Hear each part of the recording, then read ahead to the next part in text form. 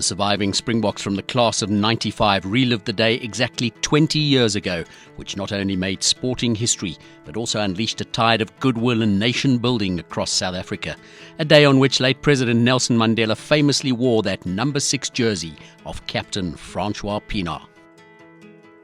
Older maybe, but certainly all recognisable, the available members of that championship-winning team stepped off the team bus at the very same point as they did on their arrival at the stadium 20 years back.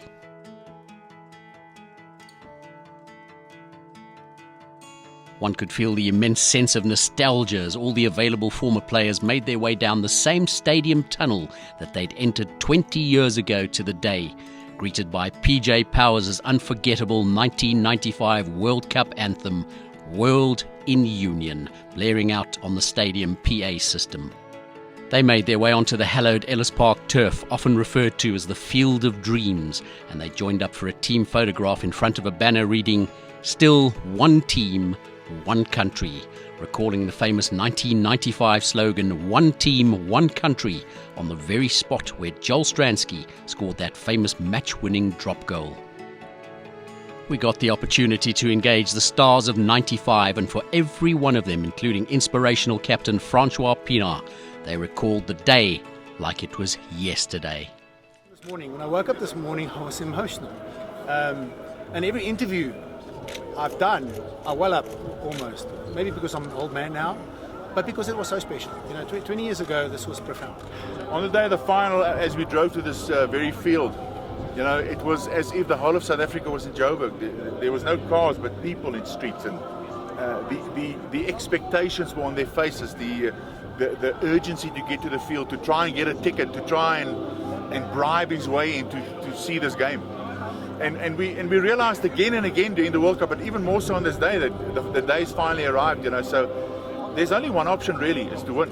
I didn't enjoy those last 2 weeks. The pressure I felt. I remember driving to the stadium for a training session after they announced me an 8th man in the final, and there was one of those newspaper things on the side. Will Andrews cost us the final?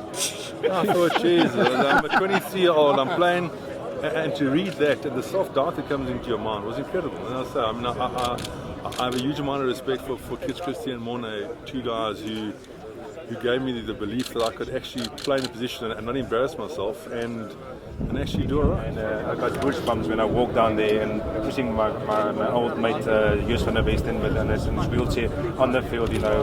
It's this special moments that we're always there for each other, and as you can see, we almost look the same, just a bit bigger or smaller, but we're there. But we have the same personality. We haven't changed in that regard. That's why we won the Rugby World Cup, because we were a family. We understood each other, and we still do. But to come down the tunnel and see all the old players, to see Joost there in the wheelchair, to know that we're going to experience such great camaraderie again and reminisce about the good old days, I think that's what made today so special. An everlasting memory that has stuck with every player was that of late President Nelson Mandela's impromptu arrival at the game. Receiving the trophy for Mr. Mandela was incredibly special. I remember his face and how proud he was.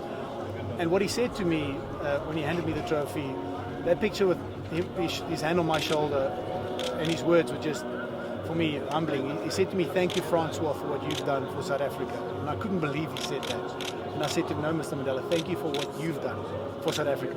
And for me, that's one of my lasting memories, to see him smiling, that wonderful photo of him raising his hands as Francois lifted the trophy. Those are the things that will live with us forever.